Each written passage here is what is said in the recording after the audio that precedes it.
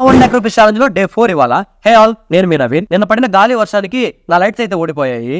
నా టైం ఏంటో అస్సలు బాగాలేదు. టుడే షాప్ అయితే 5 ఓపెన్ చేసాము. ఈ లాస్ట్ 3 డేస్ కష్టం ఒక ఎత్తు అయితే టుడే ఒక్కరోజే ఒక ఎత్తు.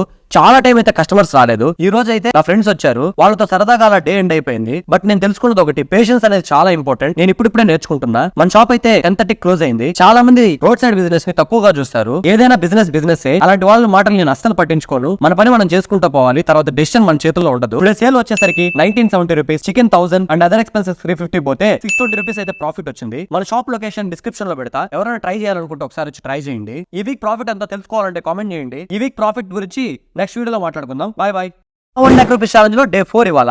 హే ఆల్, నేను మీ నవీన్. నిన్న పడిన గాలి వర్షానికి నా లైట్స్ అయితే ఓడిపోయాయి.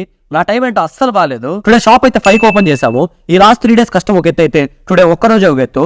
చాలా టైం అయితే కస్టమర్స్ రాలేదు. ఈ రోజు అయితే నా ఫ్రెండ్స్ వచ్చారు, వాళ్ళతో సరదాగా అలా డే ఎండ్ అయిపోయింది. బట్ నేను తెలుసుకున్న